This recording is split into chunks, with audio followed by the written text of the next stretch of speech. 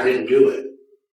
Help me understand this. What does he mean by he didn't do it? You just pled guilty to it. Because I'm being advised by my attorney. I just accepted your plea of guilty to this charge, Mr. Harris. I'm trying to pull teeth here about what happened. I'm sentencing you, and I don't have all the information. Was he in the car? I'm living paycheck to paycheck. Okay. I have 5 kids. No one's letting me talk. This case is going to a jury trial. I'm vacating the conviction. You want your trial? You got it, Mr. Harris. This defendant threw away what could have been the best deal of his life by backing out of his plea agreement at the last second. His attorney worked hard to secure it, but one bad decision changed everything. What would you have done if you were his lawyer? Let me know in the comments, and let's see how he unraveled his own plea deal.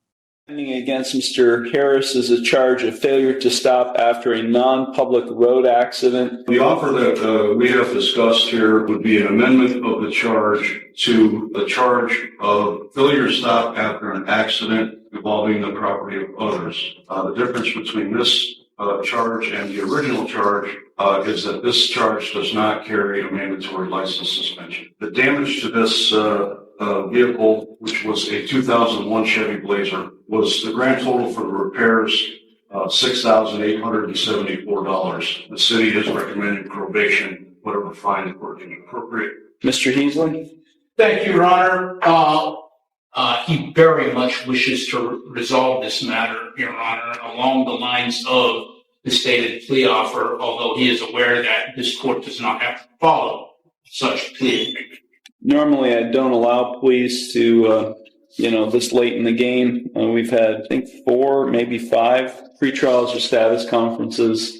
Because the level or degree has not changed, and essentially not much has changed in the way of the plea other than what was outlined by the counsel, I will allow this plea to go forward. Thank you. Mr. Harris, it's my understanding today you wish to plead guilty to an amended charge of failure to stop after an accident involving property of others, a first-degree misdemeanor, a violation of Section 335.14a of the Conneaut City Ordinances. Is that what you wish to do today? Yes.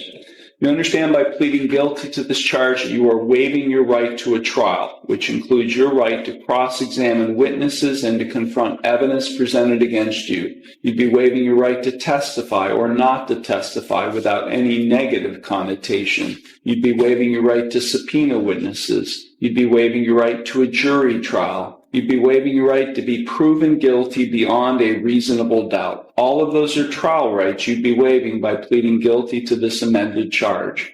Is that what you wish to do? Yes. And are you thinking clearly and do you understand everything that's happening? Yes. Okay, I'm going to provide to you, Mr. Heasley, a written waiver of your trial rights and right to a jury trial and acknowledgement of effective plea. If you find that document acceptable, you can sign and date it.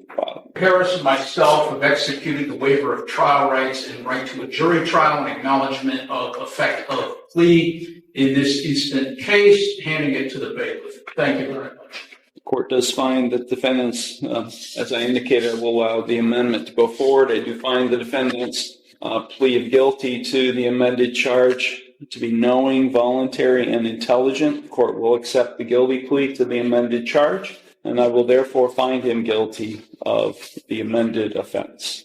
We will now proceed to sentencing. Mr. Heasley, is there anything you or your client would like to say at this time before I impose sentence? Thank you, Your Honor. My client, as indicated earlier, does wish very much to resolve this matter, and that basically what influenced the decision not to go to trial, which of course belongs to the defendant rather than counsel.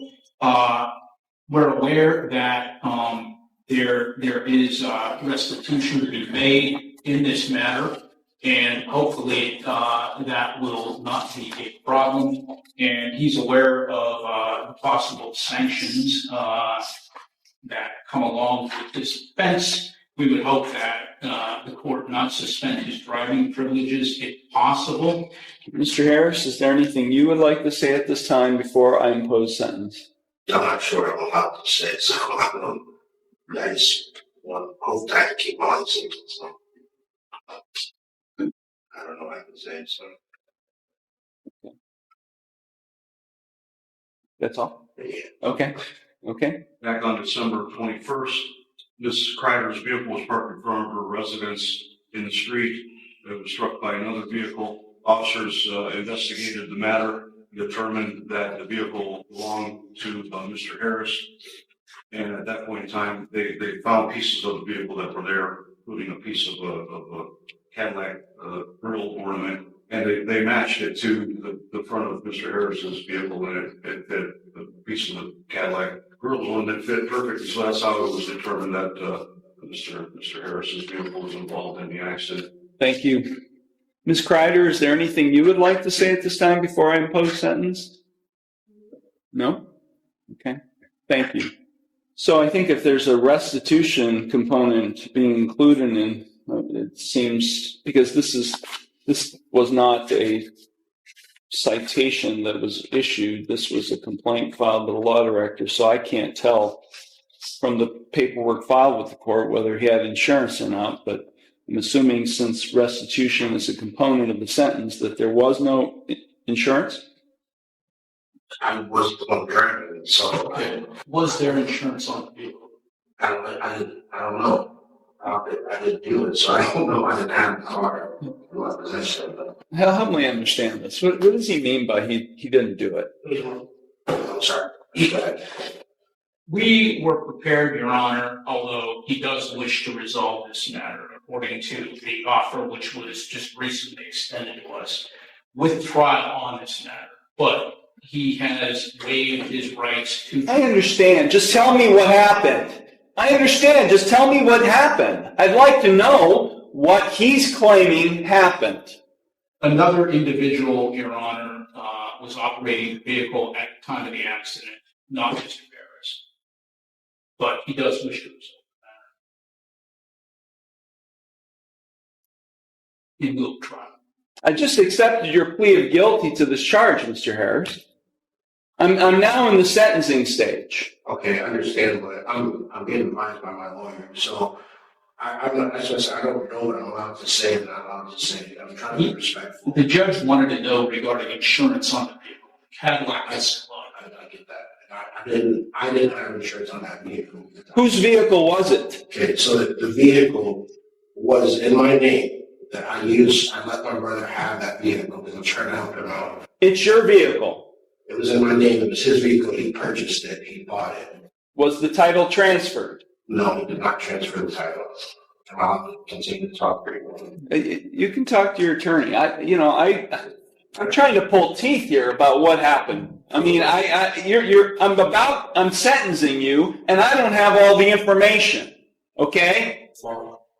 Was he in the car? I feel like I'm cross-examining him. Was he in the car at the time? No, sir. Okay. So here's what I'm getting at, Mr. Heasley, specifically for you. If he pleads to a charge where he's operating a vehicle in an accident, and he's not able to provide proof of insurance on the vehicle he was driving, what happens? It's a non-compliance suspension with the Bureau of Motor Vehicles. Right? I mean, I know this amendment was all about trying to avoid a license suspension, but if he pleads guilty to operation and he's not able to provide proof of insurance, then it's a non-compliance suspension. Do you have the restitution to pay today? How long will it take you to get it? This case has been pending since December. You haven't been setting any money aside for that possible consequence? I'm living paycheck to paycheck. Okay. I have 5 kids. I'm sorry, Mr. Harris, but take a look behind you. I didn't do it. You just pled guilty to it. Because I'm being advised by my attorney. I asked last time I was here, I asked if I could talk. No one's letting me talk. Well, we've got an appeal issue right now.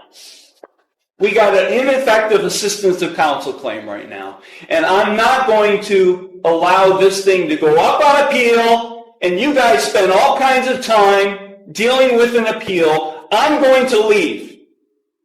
And you guys are going to talk about this, and then we're going to resolve it, because I'm not sentencing right now. Because I'm not going to allow you to waste your time having to deal with an appeal on an ineffective assistance of counsel claim. This case is going to a jury trial. I'm vacating the conviction. This case is going to a jury trial on Thursday. You want your trial? You got it, Mr. Harris. This case is being vacated. I'm sorry, Ms. Kreider. This case is going forward to a jury trial. I'm vacating the conviction, and we are not proceeding the sentence. The live stream ended, but here's how it finished. The defendant went to trial, had his license suspended, and was placed on probation for up to a year. It's a reminder that ignoring your attorney's advice can have serious consequences. What do you think? Was the attorney doing the right thing, or did the defendant make his own problems worse? Let me know in the comments. Thanks for watching, and I'll see you in the next one.